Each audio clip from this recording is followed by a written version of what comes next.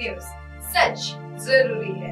दर्शकों नमस्कार, मैं श्रद्धा तिवारी और आप देख रहे हैं MNS न्यूज टीवी। तो आइए देखते हैं आज की खास खबर, एक नजर डालते हैं आज की हेडलाइंस क्यों। दंगों के बाद विजय वडेट्टीवार का बड़ा, विपक्ष पर फिर भड़की सीएम ममता बनर्जी। नागपुर हिंसा बीजेपी की विचारधारा का विजय है। तो आइए देखते हैं खबरें विस्तार से। दंगों के बाद विजय वडेट्टीवार का बयान। सोमवार को नागपुर में हुई हिंसा के बाद कल चिटनीस पार्क और आसपास के इलाकों में जो अराजकता फैली, उसका विकास कार्यों पर बहुत बुरा असर पड़ने की संभावना है, क्योंकि नागपुर के विकास के लिए बेहद महत्वपूर्ण 9 किलोमीटर लंबा फ्लाईओवर उस इलाके से गुजर रहा है, जहां कल तोड़फोड़, आगजनी और पथराव हुआ था। इस फ्लाईओवर के निर्माण कार्य अभी चल रहा है और फ्लाईओवर का निर्माण कार्य रही एनसीसी कंपनी की 2 क्रेन और एक जेसीबी उस स्थान पर जलकर खाक हो गई, जहां कल रात आगजनी हुई थी। वहीं इन सब घटना के बीच विजय वडेट्टीवार का बयान। आज नागपुरात झालेली घटना अत्यंत दुर्दैवी आहे। 2 गटामध्ये झालेला तणाव, 2 समाजामध्ये झालेला तणाव, झालेली दगडफेक, जाळपोळ, खरं म्हणजे नागपूर सारख्या शांत शहराला कुणाची तरी नजर लागली असं म्हणावं लागेल।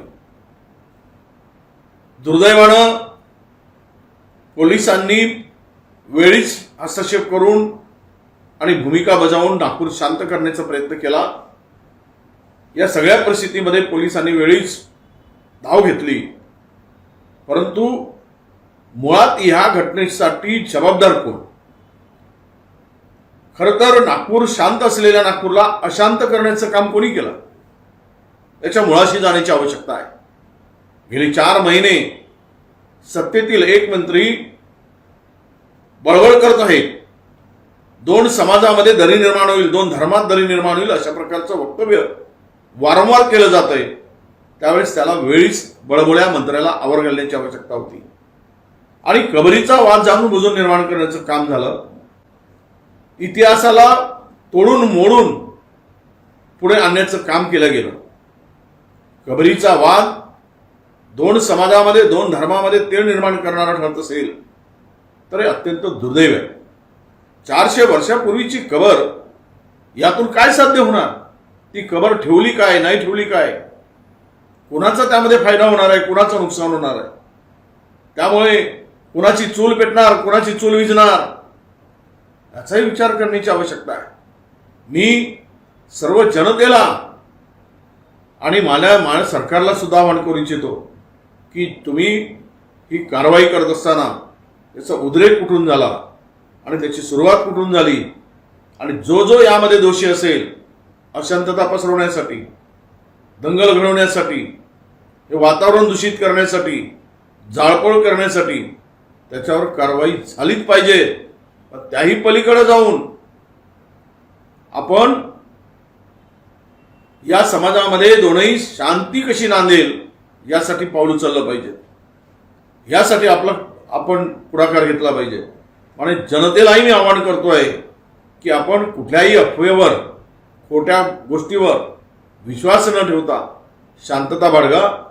नागपूर हे दीक्षाभूमी, बाबासाहेब आंबेडकरांच्या पावन झालेल्या पदस्पर्शांनी पावन झालेली भूमी। नागपुरामध्ये बाबा ताजुद्दीन अशा सर्व धर्माचा भावना, विचार जोपासणारी ही भूमी आहे आणि अशा भूमीत अशा प्रकारचा उद्रेक होणं आणि शहर शांत होणं, तेही मुख्यमंत्र्यांच्या गृह जिल्ह्यात होणं, हे अत्यंत दुर्दैवी असं मी मानतो। आपण सर्वांनी या घटना जी झाली ती झाली, पण यापुढे तरी आपण शांतीच्या मार्गाने सर्वांनी जावं आणि कारवाई कोणीही किती मोठा असो त्याच्या तळाशी जाऊन ही कारवाई व्हावी अशी अपेक्षा सुद्धा मी या निमित्तानं करतोय आणि जनतेलाही आवाहन करतोय, आपण शांतता ठेवावी। यापुढे कुठलाही अनुचित प्रकार होता कामा नये याची काळजी घ्यावी अशी विनंती सुद्धा मी नागपूरकर जनतेला करतोय। अगली खबर, विपक्ष पर फिर भड़की सीएम ममता बनर्जी। पश्चिम बंगाल की मुख्यमंत्री ममता बनर्जी की फुरफुरा शरीफ जाने को लेकर विपक्षी दलों की ओर से निशाना साधा जा रहा है। विवादों के बीच मुख्यमंत्री ममता बनर्जी ने आज सोमवार को फुरफुरा शरीफ से सद्भाव, शांति और एकता का संदेश दिया। साथ ही विपक्ष के उन सवालों की आलोचना भी की, जिन्होंने दरगाह पर जाने के पीछे उनकी मंशा पर सवाल उठाए थे। उन्होंने सवाल किया कि जब वह काशी विश्वनाथ मंदिर जाती है तो सवाल क्यों नहीं उठाए जाते। मुख्यमंत्री ममता बनर्जी ने करीब एक दशक के बाद हुगली जिले के फुरफुरा शरीफ का दौरा किया और यहाँ पर बंगाली मुसलमानों के एक वर्ग के प्रमुख पीर मोहम्मद अबू बकर सिद्दीकी की पवित्र दरगाह है। साथ ही उन्होंने इफ्तार पार्टी में शामिल होने से पहले स्थानीय धार्मिक नेताओं के साथ बैठक। মোশফিকিন ভাই তুমি উপরে উঠে এসো, সাফিরি ভাই একটু উঠে এসো, তাহাবিব ভাই এনে উঠে আসেন, তাহাবিব ভাই উঠে আসেন, সাফিরি ভাই উঠে এসো, আব্দুল গফফার ভাই উঠে আসেন, এখানে উঠে আসেন।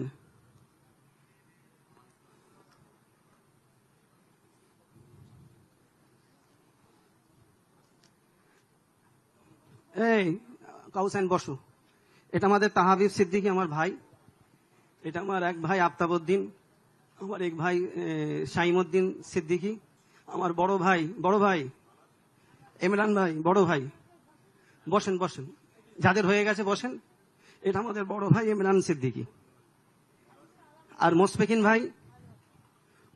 ভাই এটা আমাদের মিনাজ ভাই একটু আগিয়ে আসো।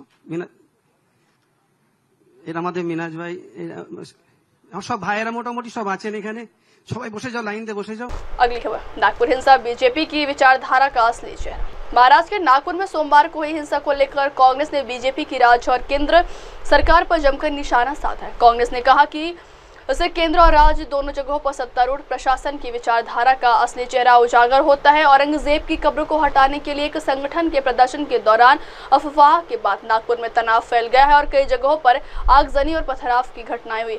कांग्रेस के मीडिया एवं प्रचार विभाग के प्रमुख पवन खेड़ा ने कहा कि नागपुर में दंगों की खबरें बेहद परेशान करने वाली हैं।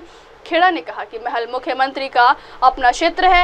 नागपुर के 300 वर्षों के गतिशील अस्तित्व में वहां कभी दंगे नहीं हुए हैं। उन्होंने कहा कि पिछले कई दिनों से 300 साल पुराने इतिहास को हथियार बनाकर इसका इस्तेमाल विभाजन, ध्यान भटकाने और अशांति पैदा करने के लिए किया जा रहा है। पवन खेड़ा ने कहा कि ये हिंसा केंद्र और राज्य दोनों जगहों पर सत्तारूढ़ प्रशासन की विचारधारा का असली चेहरा उजागर कर। अब वक्त हो चला दर्शकों, ब्रेक से लौटने के बाद देखिएगा देश और दुनिया की तमाम बड़ी खबरें। बने रहिए MNS न्यूज टीवी पर। नमस्कार। MNS न्यूज ला पुढील वाटचाली स्कूप से आप देख रहे हैं MNS न्यूज, सच जरूर।